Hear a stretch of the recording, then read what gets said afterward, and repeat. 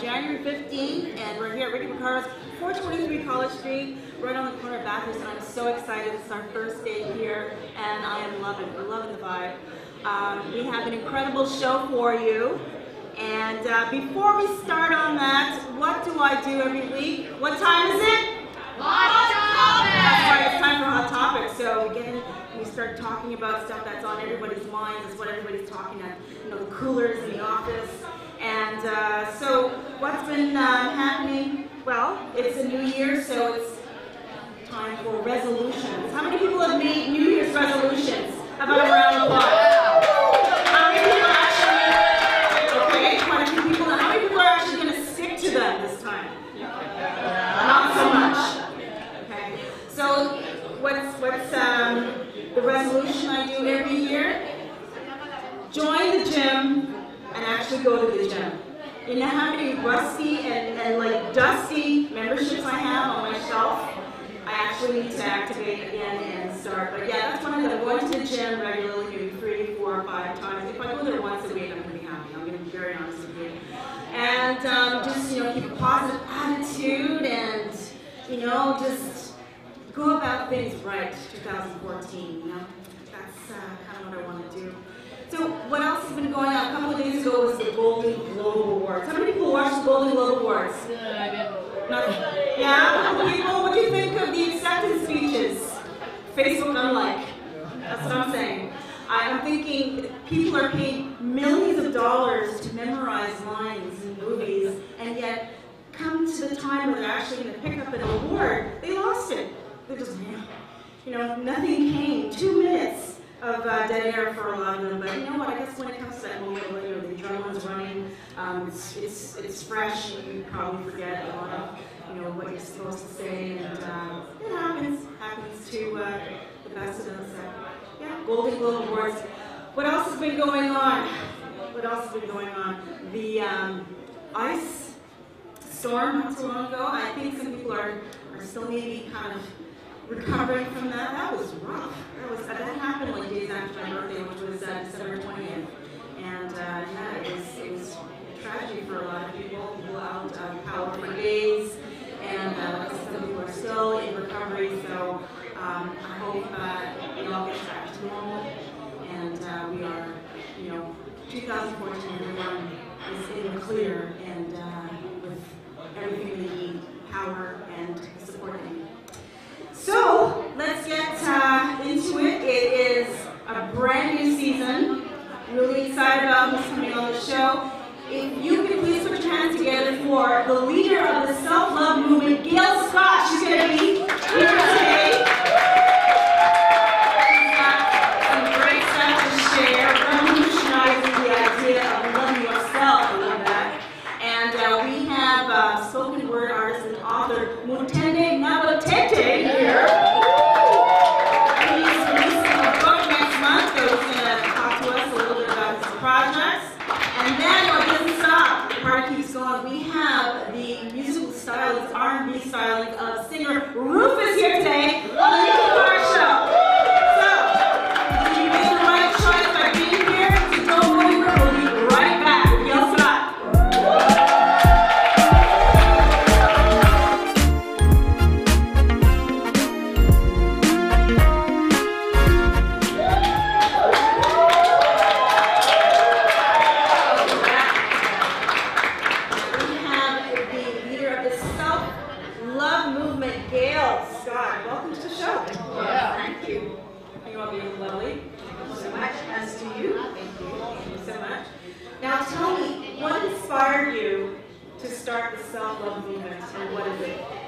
Well, the self-love movement is right now a page on Facebook, which I manage. Self-love movement started as a result of my own experience coming out of a dysfunctional family, realizing that a lot of people coming out of dysfunctional families don't even know what self-love is. And in fact, we have an epidemic in North America with people with low self-worth. And so what I did was I started this self-love movement as a beginning grassroots movement to help people to understand that relationships are what we live through, but if we don't have a good relationship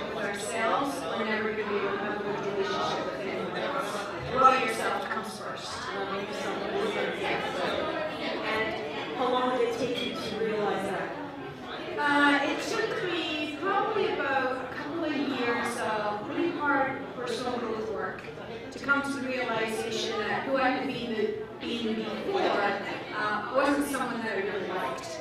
I didn't know that.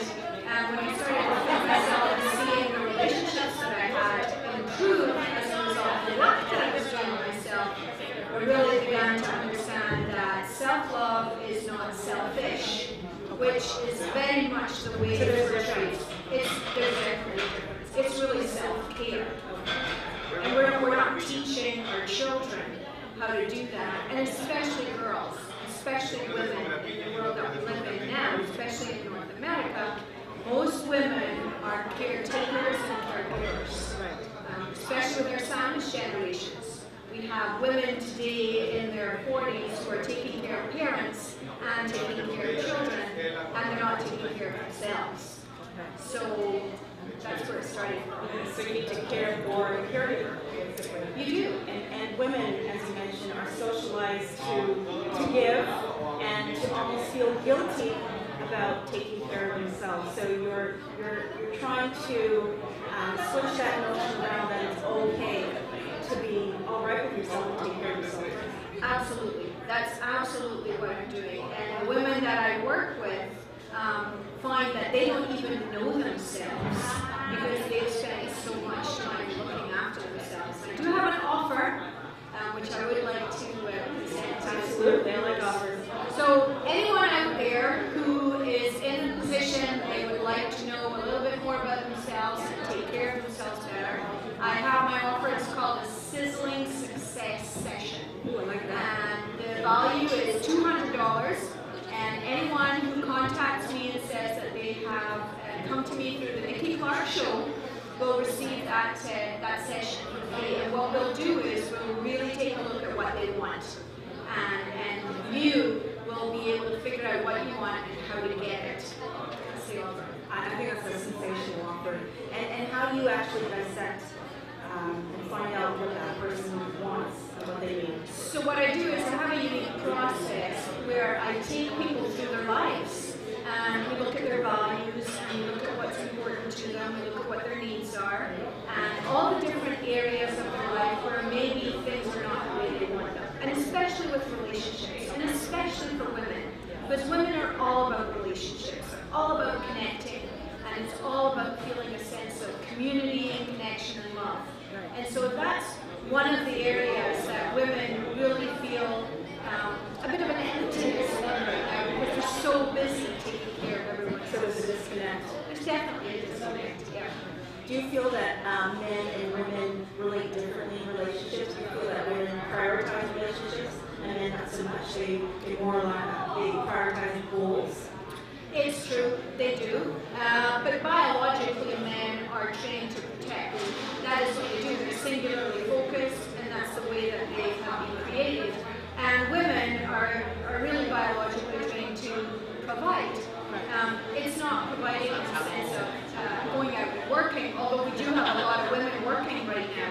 So yes, they do look at relationships very differently. I do specialize in looking at the difference between masculine energy and feminine energy. And something that's really close to my heart right now is that a lot of working women have lost a lot of their feminine energy because they're living and working in masculine, in a masculine environment. And so what I specialize in is also helping women get back to understanding what the art of the fully feminine is. And we look at feminine and often we think that feminine is weak and gentle and meek and mild. And actually, fully feminine is having extreme vulnerability, but being very strong and really being the full woman that she can be. And that's really my passion. And truly achieving authenticity in that. And really connecting with what's important to them. Yeah. And being balanced in all of that. So that in their relationships, their man can be whoever he is. He's who he is. And she can really embrace who she really is as well. What do you think is the successful ingredient to a relationship, a good relationship? What's one good ingredient? I think compromise. Compromise? Compromise and Communication. Communication is important too. I think that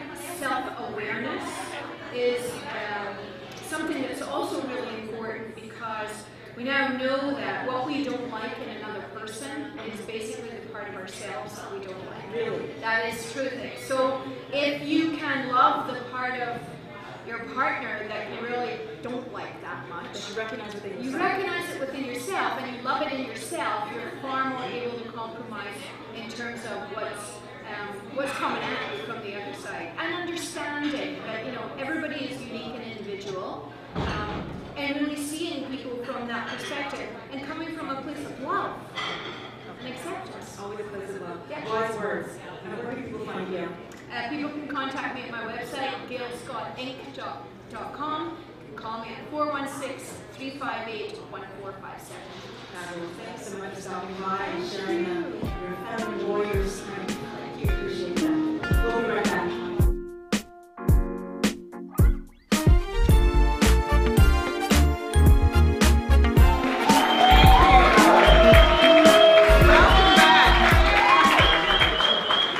Welcome back. I'm joined now in the hot seat with author, editor, publisher, spoken word artist Mutendei Nabutete. Thank you for joining me. You're welcome, Nikki. Happy to be here. Awesome, awesome, and Happy New Year. Happy New Year to you as well. Do you have any New Year's resolutions that you're going to actually stick to? Not really. Not really? Yeah, okay. Well, I have a book here that you published not too long ago. It's called The Poetry Express, Volume 1. What would I want to be? Can you tell me about this? So the Poetry Express was a collection of poetry that I developed over a couple of years, capturing my old and new poems. And I thought of what I would want my art to represent. So as a poet, you always want to be able to express what you think about, the ideas you want to communicate, which is why I came up with the title Poetry Express. And for the second part of the title, what I want to be is I looked at a lot of the artwork out there in writing. And writing is, in my own opinion, not what it used to be in the 1960s, 1970s. We had a lot more conscious writers, so that seems to disappear. So the point of the book is to ask what I want to be as an artist. Okay. So you're saying that the artists of now are not as conscious as they used to be, say 20, 30 years ago? I think they are conscious artists, but they're not as mainstream as they used to be. Why is that? Mostly just the way the industry operates. There's a lot of commercials and marketing that's really to the art of it. So the needs of the public have changed, so they have to switch around to fit the market. Correct. They've been a bit more superficialized. Okay. Yes. All right. So you're trying to bring something deeper, something more value, something soulful in Correct. Poetry Express. Yes. Okay. Now, what are some of the things that we can find in your collection? What type of reflections? As an artist, I think that the worst thing to be is myopic, so I always try to be diversified in what I write and put out there. So in the book, I cover a lot of themes, whether it's to love and relationships, business, social development, and politics. And try to cover that at each stage of my human life. Okay. And what's inspired you to write this? I've always been a writer. There was a time I was in between two jobs for 2 years, and so I had to take it as a full-time career. Okay. So it's full-time right now? Yes. And how do you feel about that full-time leap into entrepreneurship? Is that scary for you, or are you okay with it? It's really both. It's scary, but I'm very excited because now I'm taking weight off my shoulders instead of laboring a job that may not necessarily be most invested in. I find this gives me a lot of relief and purpose. A lot of, you feel accomplished, a lot of sense of pride in what you put into. Definitely. Okay, I get that. Completely get that. I left my full-time job to start this germ of an idea. 5 years later, it is what it is. So I totally understand what you're saying. Glad you did, otherwise you would be here today. Oh, we wouldn't be here today. So yeah, it's great to go with your ideas and follow your dreams. Did you say? Yes. Now you have another book coming out next month. It's called The Idealism Bank. Yes, that's just one of the projects I have. I'm hoping to release it at the end of History Month for March. It's basically a take on, or similar to Confucianism. So I try to write a book based on modern idioms and things that apply to modern life. Take with some knowledge and inspiration that you can take away from. Okay. All right. Is there something that you'd like to share with us from one of your books? Sure, definitely. Would you like to hear something? Woo! Yeah. So with Something romantic. Yes, okay. Right. I guess anything you want. So So I'm going to read a piece based on what the Poetry Express stands for and why I became an artist. Now, if you like it, it's customary for you to click the fingers, right? That's the cool way, the piece, that's what they do. So let me know if it goes tomorrow. Okay. The question is why? Why spoken word? Why do we choose to speak and be heard? And what's behind this medium of expression? What is it? And what's spoken word's direction? And where did spoken word come from? Where is it going? Because too many times we accept things without really knowing. Through blind apathy, a mentality we all need to scrap. And so why spoken word? Why choose to speak and be heard? Well, spoken word has its origins in rap. Rap music not permanently prefixed with silent C. Rhythm and poetry music that's lost its rhyme, reason, and brains. But what's the expected we got ancient artists like Nikki, Lorraine, and 2 Chainz? One chain for the spirit and one for the mind. It seems as if rap has lost its revolutionary kind. Thank you. Feeling that. Very good. Hope you appreciate that. Yeah, really like that. And where can people find this? Like, we get a copy. The Poetry Express is available online to Amazon and Kindle. I also do sell their copies through Access Bookstore. I did have it last year in York University, and I'm trying to get into other bookstores. York University, so yes. This was actually something, part of a class? Yes, it was a course studies. Yes. Congratulations on that. Thank you so much, the endeavors. It also is going to be featured upcoming in the book tour we have. Part of the collective known as the GTA, where we will be hosting as young Toronto authors shows all around the city, with the next one being in Brampton. Yeah, they were featured on the show back in November. Sadly, I missed Great that. group of people. Okay, anything else you want to look forward to? Yes, so I also will be, as a musical literature editor, we'll be hosting a Black History Month writing competition with myself and Robert Malone, the author and editor of the Malone book series, as well as other sponsors. In addition, we will be hosting a Valentine's Day show called The Good and Bad of Love at the Magic Oven on May 14th. Fantastic. I was at the Magic Oven. It's a really cool spot. All right. Thank you so much for coming down and sharing this. And again, where can people find you? Pretty much everywhere on Facebook, Twitter, at Mackin Productions. Mackin, and how do you spell that? M-A-K-N. Is it like Mackin or is it something different? An abbreviation of my name. Okay, gotcha. Now, before we go, tell us something about your origins. Where are you originally from? I am from Kenya, East Africa. So I was born and raised in Kenya, grew up there till early college, and then moved to Canada. Okay. Now, is there a strong spoken word community in Kenya? Not necessarily technically as spoken word, but you do have a strong arts community that is developing. Yes, okay. Well, do you go back often? Pretty much once a year, after escape to go. Okay, well, for sure. All right, I'd love to visit Africa one day. That is cool. All right. Thanks again for dropping by. One more time, where will you find you? On my website, www.mackingproductions.com, and Twitter at MAKM Productions. Thanks so much. Yeah. We'll be right back. We're going to hear a song by singer Rufus.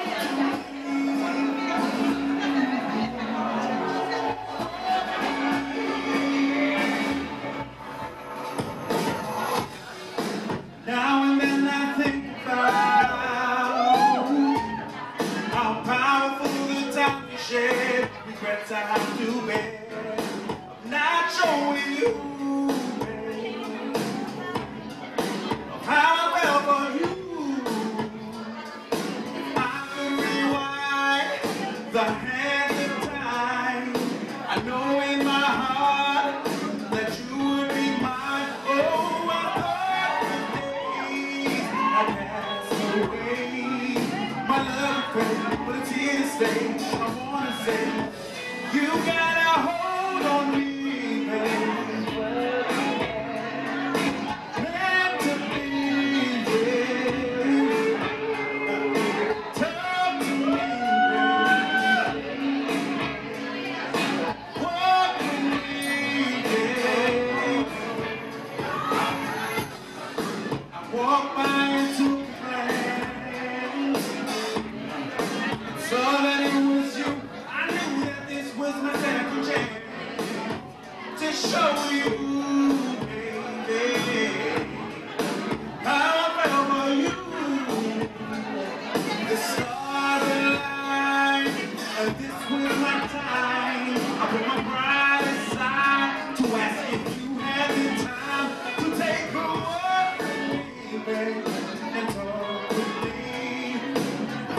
knew I should have made a move, but I made a fool. Now you got a hold on me.